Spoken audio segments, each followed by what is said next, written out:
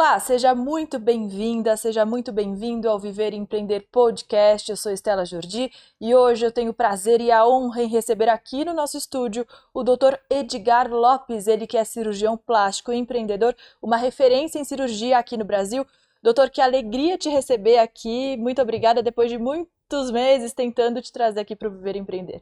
Obrigado pelo convite e estamos aqui para as ordens de vocês. Muito obrigada. Vamos começar falando então sobre o seu sotaque. Doutor, por favor, você de onde veio, há quantos anos está no Brasil, só para o pessoal te conhecer um pouquinho melhor.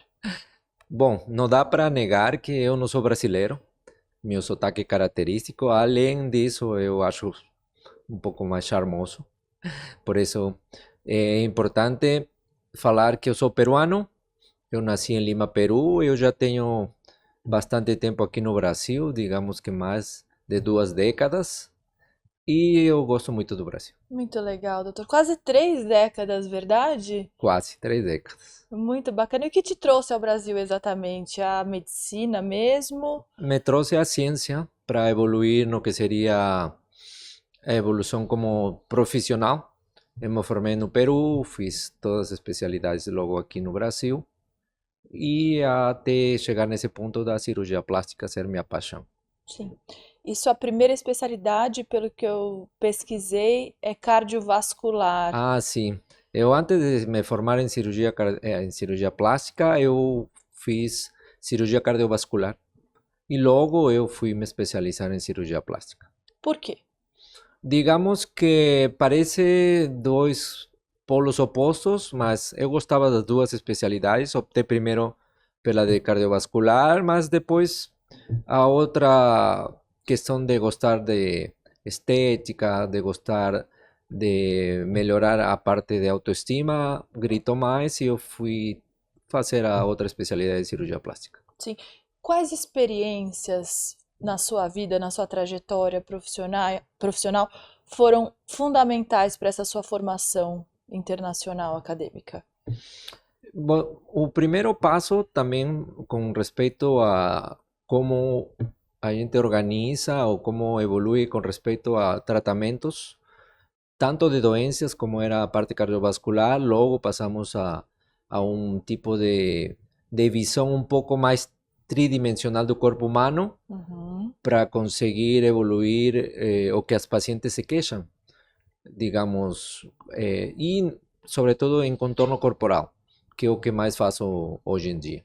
Sim, aqui no Brasil é muito popular esse contorno corporal feito por um cirurgião e precisa de muita experiência e de muita tecnologia. Gostaria de saber sobre as tecnologias que o senhor utiliza nos seus procedimentos e também a técnica Renuvion que vocês utilizam. Sim, é interessante porque digamos que as tecnologias elas evoluem muito rápido.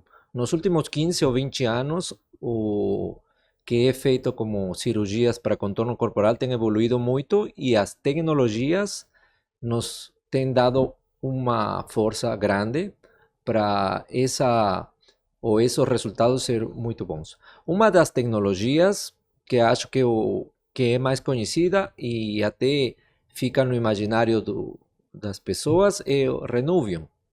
Renuvion, eu falei Re- Renuvion. Obrigada. Renuvium é uma das tecnologias que serve para, digamos, melhorar a flacidez da pele, tanto seja se você faz uma lipoaspiração, a flacidez que fica depois pode ser melhorada e uma das técnicas utilizamos o Renuvium.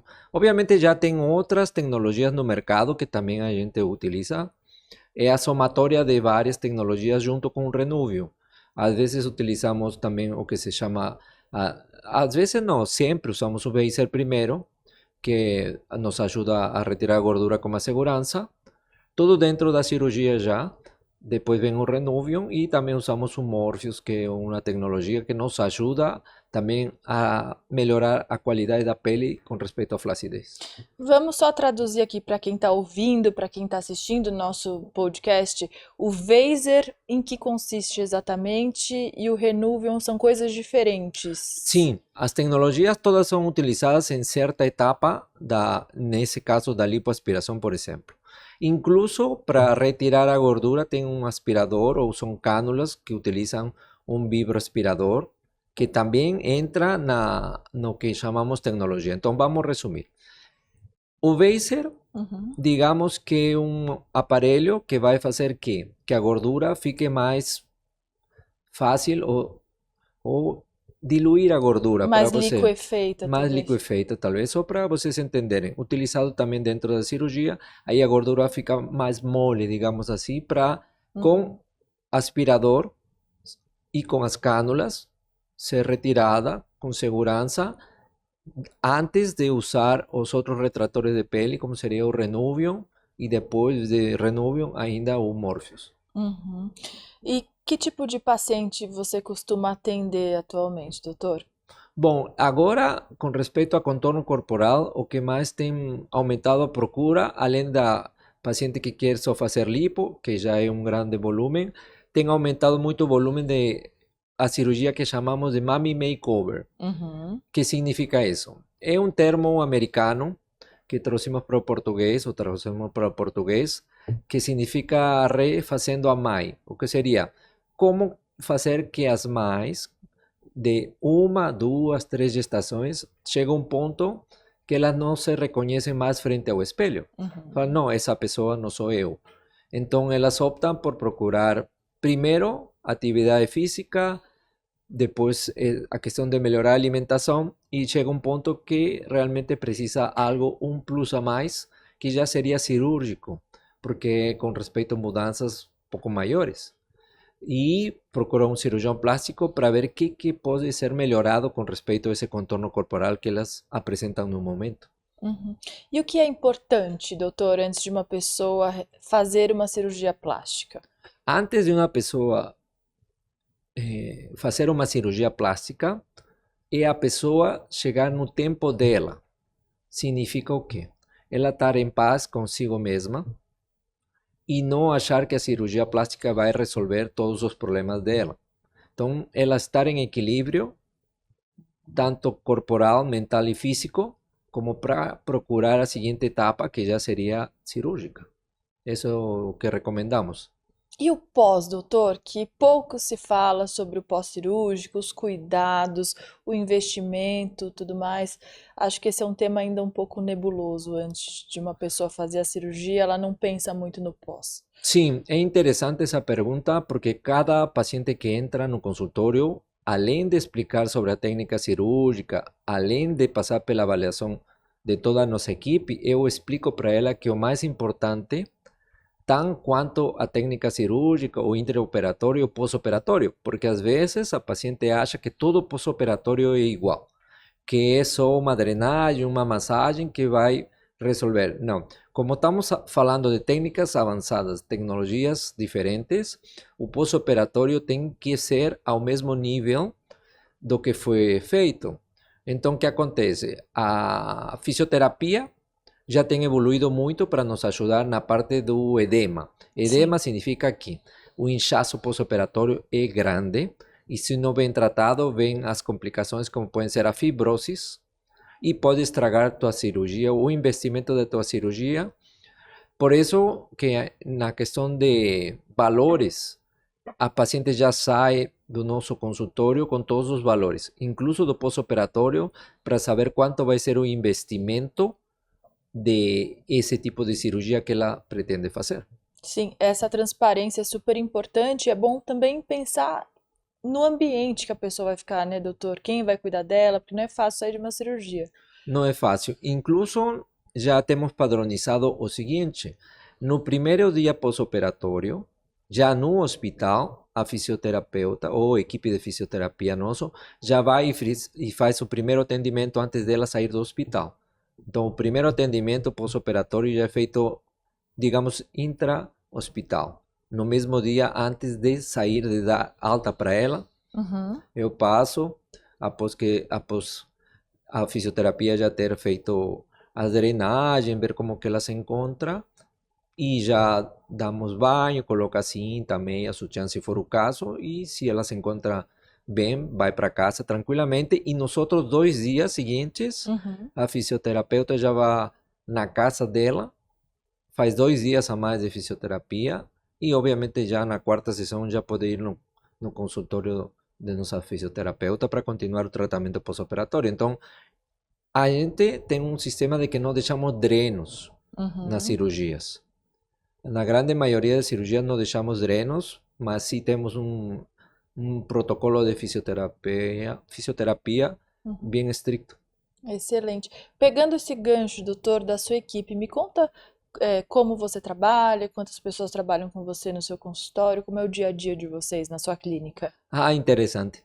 E ninguém trabalha só, ninguém trabalha sozinho. Temos uma equipe já que se baseia em protocolos. Desde o primeiro momento que chega na clínica, a paciente tem que se sentir acolhida, tanto pela nossa recepcionista ou pela nossa secretária, ou alguém já vai recepcionar ela desde o primeiro contato para marcar consulta. Então, depois disso, chega na clínica e o primeiro passo também é fazer uma bioimpedância. Bioimpedância entra dentro da categoria de tecnologias. Sim. Significa o quê? Assim como uma paciente vai no cardiologista e o primeiro passo a ser feito é um eletrocardiograma, talvez o colega faz no consultório. Aqui a gente faz a bioimpedância. O que significa uma bioimpedância? É tipo uma balança computarizada. Então, ela dá o peso e também dá a composição orgânica total do corpo, incluso a gordura visceral, quanto de sobrepeso ela tem, como que está distribuída essa gordura no corpo. Então, esse é o primeiro passo antes de chegar comigo no consultório ou na minha consulta. O que já mostra se a pessoa tem que perder algo antes de fazer uma cirurgia. Por isso que é importante a paciente sempre ter um peso adequado para cada tipo de cirurgia. Logo ela vai passar com nossa equipe de nutrologia também para ser avaliada. Importantíssimo. Importantíssimo. E logo passa comigo para continuar a avaliação. A primeira contato com o médico, obviamente comigo, que eu sou o que vou dar avaliação, dar aval para ver que tipo de cirurgia é importante ser feita ou não nela. E, ao mesmo tempo, hoje temos o benefício de ter a anestesista na consulta também. Na primeira consulta, já a anestesista vai fazer a avaliação anestesia. Olha que legal, isso é um grande diferencial, né, doutor? Sim, não sei de te falar se é comum ou não, mas na minha clínica é feito já. Então, no dia da consulta, anestesista é importante para esclarecer totalmente essa parte, né? Porque às vezes a paciente tem muito medo, pavor, diria eu, terror, pavor mesmo. Pavor de anestesia, ver qual que é a melhor anestesia, e eu explico, obviamente, de meu lado de cirurgião, mas não tem nada mais importante que a mesma anestesista, doutora Sâmia, que já está conosco faz 10 anos, então, como te falei, ninguém trabalha sozinho, nossa anestesista é uma das mais experientes, muita experiência, e ela já vai passar a segurança, vai avaliar, incluso se ela tiver que barrar a cirurgia, falar não conseguimos operar essa paciente, anestesista que vai fazer essa avaliação, é importantíssimo. Muito bacana, porque já identifica as falhas, né? Já antecipa qualquer tipo de problema, intercorrência que venha a acontecer na cirurgia. Importante porque já conhecemos a paciente total e absolutamente desde o primeiro dia. Muito bacana. E o pós, doutor? Quem trabalha com vocês no pós-fisioterapeutas? No pós-operatório temos enfermagem. Nossa enfermeira já vai desde o primeiro dia também para atender a paciente, ver o que está precisando. A fisioterapia, como te falei, também sempre presente. E sim, é verdade, estou lembrando, são duas enfermeiras que sempre estão em contato com a paciente, ver o que precisa. É interessante porque desde o primeiro momento a gente tem um grupo já de WhatsApp onde a paciente está inclusa e tem vários componentes, tem eu, tem anestesista, tem enfermeira, tem até a mesma secretária e nutróloga, nutricionista nesse grupo. E a paciente pode se manifestar qualquer horário, sempre vai ter alguém respondendo para ela, tirando as dúvidas. Por exemplo, se eu estou em cirurgia, sempre vai ter alguém respondendo. Incluso o anestesista também está respondendo o WhatsApp, vendo o que está precisando, o que está acontecendo com elas. Essa comunicação assertiva oferece um respaldo para as pacientes. Imagino que elas sintam mais segurança, né, doutor? Agora eu gostaria de falar sobre o seu modelo de negócio. Ele, de fato, é um modelo diferenciado. Você caminhou muito para chegar até esse modelo, imagino. Gostaria que você contasse como é que foi sua trajetória, seu começo, logo você abriu uma clínica ou não, chegou no Brasil, como é que foi essa parte empreendedora, já que estamos no Viver e Empreender TV? Sí, interesante esa parte, porque a veces tem colegas que están se formando agora ou que têm pouco tempo de formado e não conseguem diferenciar alguma coisa com respeito a abrir ou não consultório, que foi o que aconteceu comigo. Imagino que seja um dilema. Muito, muito grande. Por quê? ¿Qué acontece? Quando estamos começando, obviamente terminou a residência de cirurgia plástica, entre aspas, ninguém conhece o médico que se formou. Uhum, Não sabe o que ele pode oferecer. Por quê? Porque, obviamente, não tem essa experiência ou muitos pacientes para te recomendar. claro. Hoje, com o passo do tempo, a experiência em internet tem evoluído, tem aumentado. Uhum, Na época que eu me formei, eh, os cirurgiões plásticos eles também tinham esse problema de comunicação. Eu acho que sou um dos primeiros em investir no Instagram. Meu Instagram é de 2015. 10 Então, anos de Instagram. 10 anos de Instagram. E mais de 1 milhão de seguidores. Sim. Verdade? Sim, isso Você é olha e verdade. você fala, gente, um cirurgião plástico com mais de 1 milhão de seguidores, isso é um fenômeno. Sim. O que acontece? Antigamente o Instagram entregava mais, viu? É verdade. Era mais orgânico. Tô sabendo. Hoje já não tanto. Eu acredito que hoje talvez seria um pouco mais difícil, ou é mais difícil Uhum, esse tipo de crescimento. sim. Então, o que acontece? Quando eu me formei, o medo também era na parte econômica, porque quanto que eu vou investir para ter um consultório próprio? Sim. Primeiro comecei, obviamente, como acho que todos os colegas talvez, ou não, já tem colegas que têm uma visão diferenciada. Uhum, O fato de alugar por horários em coworkings.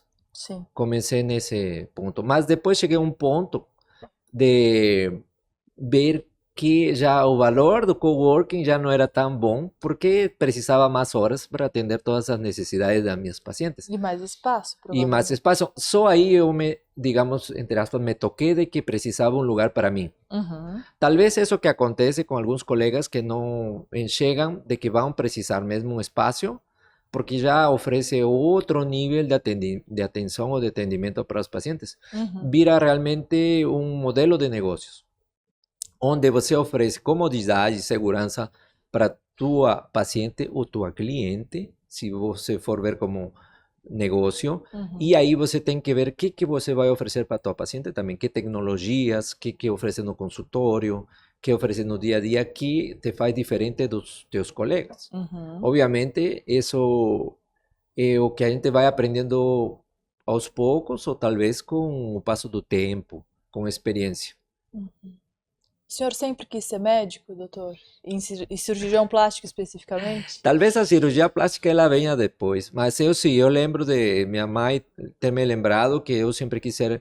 Minha mãe é química farmacêutica, ela já está aposentada. No Cientista. Peru, ela tinha uma farmácia, eu trabalhava desde criança com minha mãe farmácia, e eu, quando criança, eu Uhum. falava que eu queria ser farmacêutico Uau, em Lima. em Lima. Aham. Mas depois mudei já para médico, porque tem alguns médicos na família, alguns tios, parentes, e eu me espelhei neles. Aham.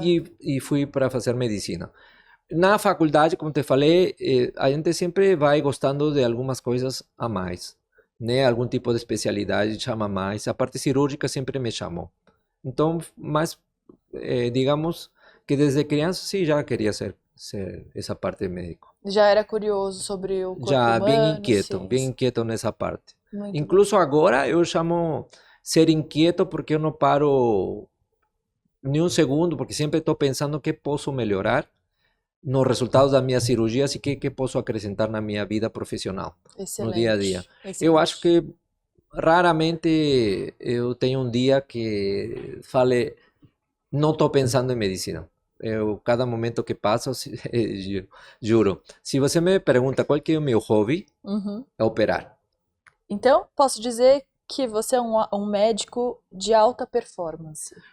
Sim, poderíamos catalogar isso. Nunca tinha me falado desse sentido. Mas assim, eu penso 24 horas em cirurgia. Obviamente, eu tenho minha esposa, tenho minha filha, gosto muito de ficar com eles e tal, mas é importante o que a gente sente também com respeito à parte profissional. Sem Eu, dúvida. eu, eu gosto muito entregar resultados e cada dia eu tento ver alguma técnica que pode aparecer que eu nunca vi e que poderia ter-me acrescentar algum tipo de benefício para os pacientes ou tecnologias também que realmente sejam diferentes. Porque Uhum. hoje no mercado tem muitas tecnologias que talvez façam a mesma tipo de resultado.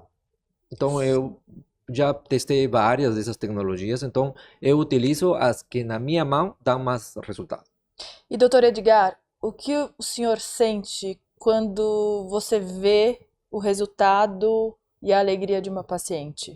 Eu sinto o mesmo que a paciente sente, alegria e digamos que uma etapa, ou às vezes a paciente mesma fala, e eu assimilo essa palavra, um sonho que ela sempre teve como objetivo. Quando me fala, doutor, sempre foi meu sonho, aí eu já fico muito mais feliz, porque não sou eu que estou colocando as palavras na boca da paciente. E assim, uma paciente que fica agradecida, elas são, valga a redundância, elas são muito gratas, elas te entregam muita coisa que você nem imaginava com respeito a comentários, ou marcam você nas redes sociais, sem você pedir. Sim, Eu tenho muitas pacientes que me marcam em redes sociais sem eu pedir, nunca pedi para nenhuma paciente me marcar. Sempre elas, por alegria, espontâneo. espontaneamente, começam a me marcar e acredito que seja porque estão felizes pelo resultado. É o genuíno. É genuíno. E me marcam depois de tempo, viu? Depois de 2 anos, 3 anos, 4 anos, continuam mandando mensagens e super alegres, continuam falando, "Oh, doutor, melhor coisa que poderia ter feito na vida foi ter operado com o senhor e tal." Isso é interessante. Que bacana, transforma vidas de verdade, vai muito além da estética, a gente sabe disso. Doutor, tem algum caso que tenha marcado a sua trajetória que você possa dividir aqui com a gente? Na verdade, seria injusto falar um caso. Tem Uhum. bastantes casos. Mas Um emblemático. o emblemático de emblemático é meu primeiro caso de lipoescultura ou lipoescultura de alta definição, ou HD, HD? ou HD, ou como vocês quiseram chamar, porque agora eu chamo de 360. Foi a primeira vez que eu fiz um caso, o primeiro caso que eu fiz e o resultado foi espetacular. Então, isso aí me movimentou muito os pensamentos, tipo, estou no caminho certo. Uhum. Então, para mim, esse é o caso mais emblemático. O resto, obviamente, seria injusto falar esse ou aquele ou aquele. É sobre contorno corporal e como transforma a vida das pacientes. Essa lipo HD, ela não é para todo mundo, né, doutor? Não, tem alguns, digamos, pré-requisitos. Uhum. Obviamente, a paciente não pode estar com um sobrepeso, não pode ser uma candidata a fazer algo mais agressivo, como abdominoplastia, essas coisas que precisam ser cirurgias que retirada de excesso de pele, ou paciente com obesidade mórbida, ou paciente que precisa fazer tipo outro tipo de cirurgias como seriam as bariátricas, esse tipo. Então, são pacientes que têm um pré-requisito no mínimo de tipo de gordura que acompanha. E tem que fazer sempre um acompanhamento ali com o nutrólogo, nutricionista, para manter o corpo também. Sí, manter o corpo e mudança de hábitos alimentares, mudança de estilo de vida, chamo. Porque tem que Uhum. mudar a alimentação, tem que mudar a atividade física e, obviamente, acompanhamento com nossa nutróloga. É E o sono? interessante. O sono é importante É também. importante também dormir cedo, não fazer exageros com respeito a falta de sono. Também é interessante. São várias etapas que elas têm que mudar para conseguir uma vida mais saudável. Sim. Doutor, voltando ali às redes sociais, como a gente falou, você tem mais de 1 milhão de seguidores, você falou que foi de maneira orgânica e que começou em 2015. Qual é a sua visão sobre as redes sociais no que tange à ética ali? Qual que é o limite ético do que vocês publicam? Porque imagino que você tem, assim, muita responsabilidade no conteúdo, mas a gente vê muitos antes e depois que não são reais. Gostaria que o senhor comentasse um pouquinho isso. O interessante é que a gente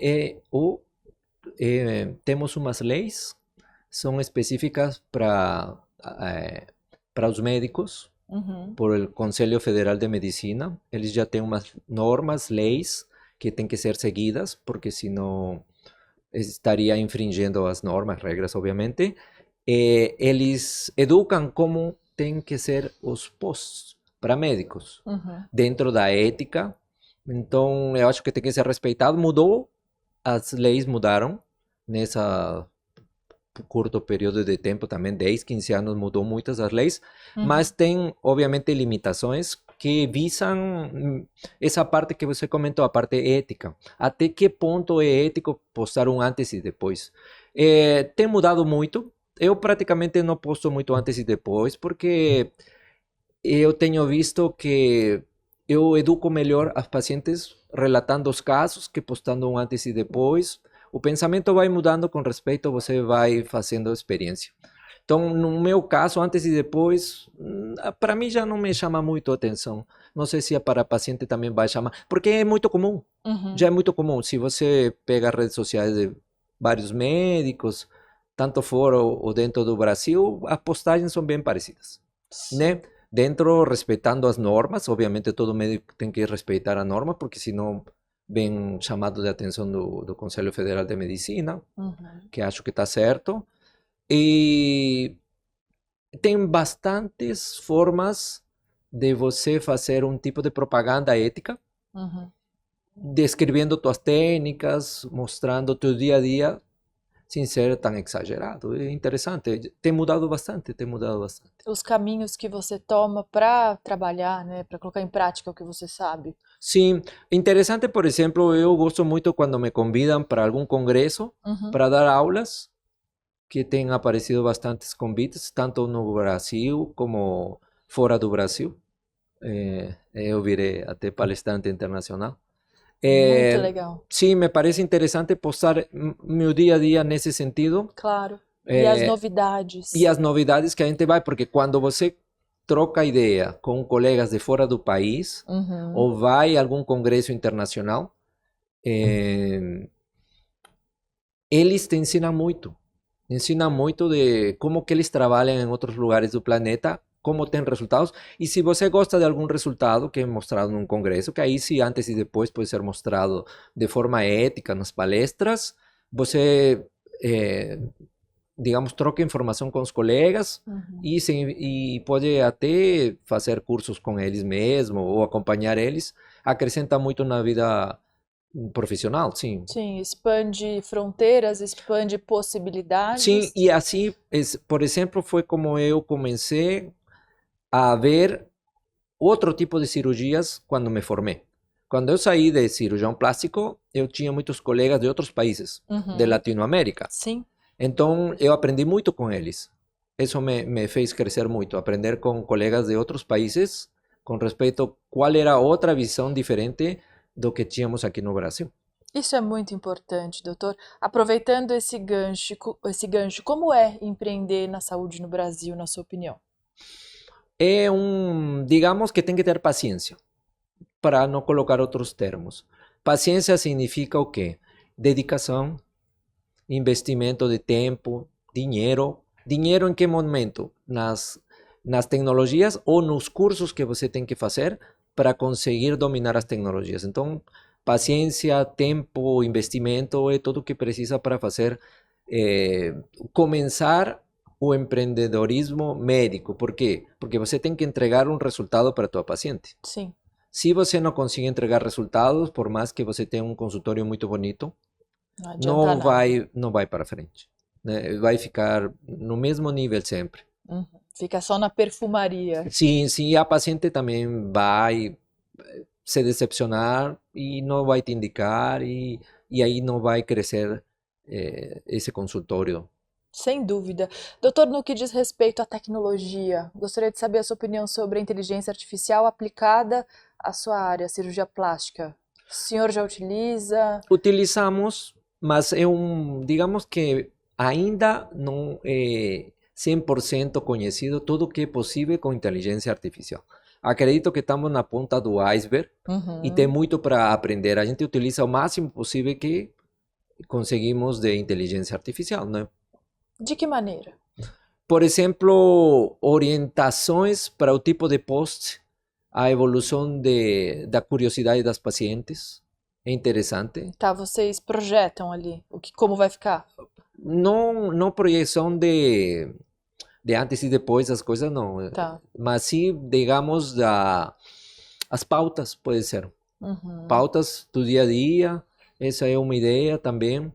Mas, como te falei, a evolução da inteligência artificial, ela está ainda começando a ser mostrada, digamos, porque ela já é utilizada em alguns lugares.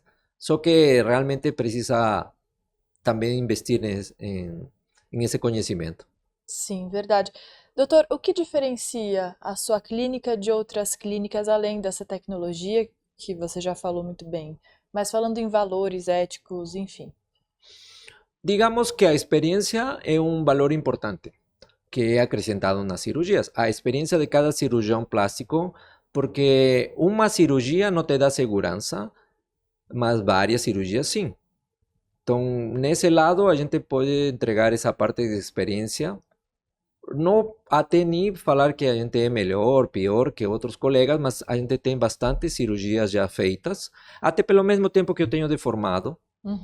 É um passo importante. Então, interessante você se informar do teu cirurgião plástico, a formação, que ele já fez, como ele se comporta, como é o dia a dia dele, antes de passar na seguinte etapa. A conduta. A conduta, digamos assim. Como que se comporta no dia a dia, se você acompanha o cirurgião plástico também pelas redes sociais, nesse sentido. E aí também tem outros métodos, né, de boca a boca. Sempre vai ter alguma paciente que já operou com algum cirurgião plástico e vai te recomendar ele antes de você visitar ele, né? Sim. Doutor, eu entrevisto muitos empreendedores e empresários de várias áreas, mas muitos médicos também, e médicos que estão começando. Que conselho você daria pelas suas quase 3 décadas aí de medicina para quem está começando, especificamente na cirurgia plástica? Eu chamo de foco. Primeiro tem que focar o que você quer fazer com respeito aos resultados. Você quer focar. Não temos como operar tudo, certo? Rosto, corpo e outro tipo de cirurgias já são muito abrangentes. Complexo demais. Demais. Então, hoje em dia existe, digamos, até subespecialidade e eu chamo superespecialização.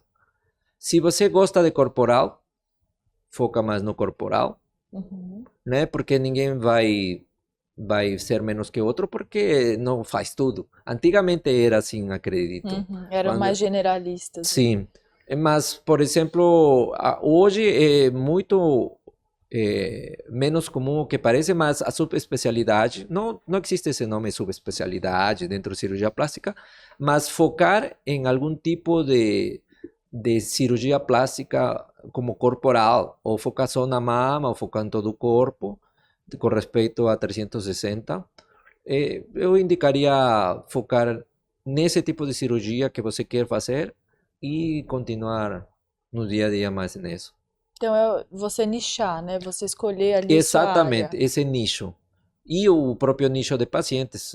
Dá para a paciente escolher hoje por faixa etária, pacientes mais jovens, um pouco menos jovens, que já escolhem cada cirurgião plástico acorde ao que elas pesquisam também. Por afinidade também. Por afinidade ou também te falo, pela boca a boca. Tem pacientes jovens que indicam um cirurgião plástico, então as pacientes jovens também vão e procuram esse cirurgião plástico.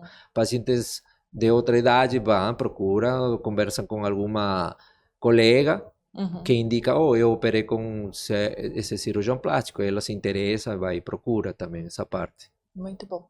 Agora falando de você, doutor, o que te move no dia a dia? Em que você se apega para manter essa alta performance, para se manter assim ativo e pensando sempre em cirurgia, enfim?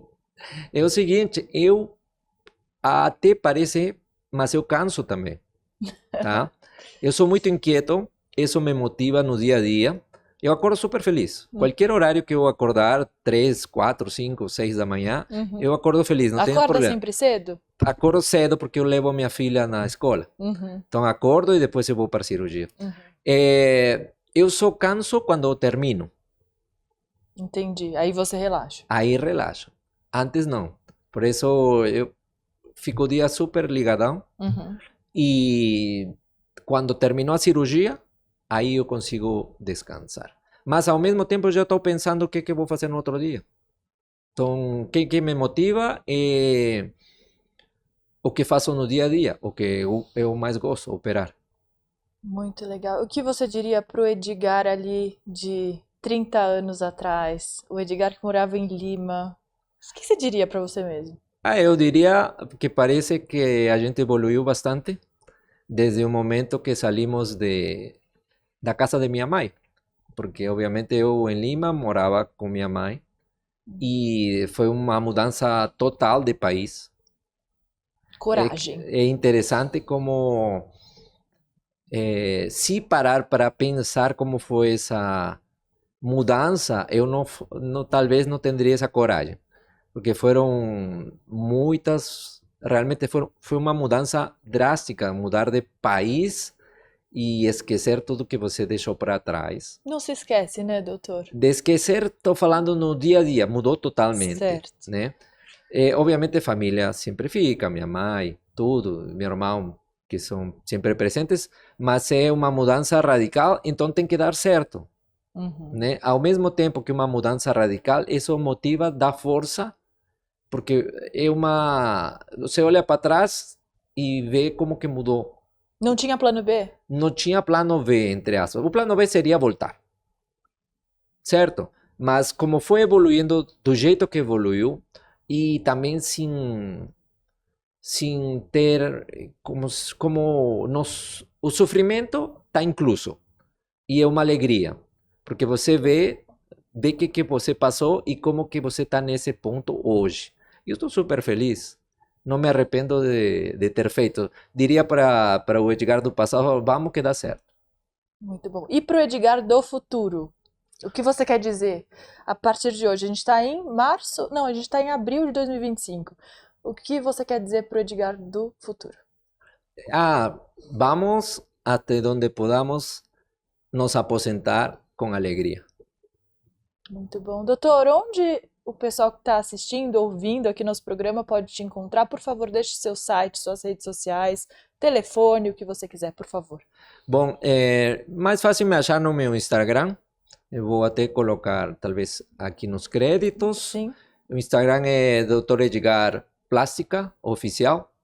Aí vocês me encontram e eu consigo responder todas as mensagens. Muito bom, doutor. Uma honra enorme te receber aqui no Viver Empreender TV, que você volte para a gente conversar sobre cirurgia plástica, empreendedorismo, estilo de vida, mentalidade, o que você quiser. Portas abertas, obrigada mesmo. Não, obrigado pelo convite e até a próxima. Até a próxima. Edgar Lopes é o nome dele, o Viver Empreender Podcast fica por aqui. Agradeço demais a sua audiência, a sua companhia. Até a próxima. Tchau.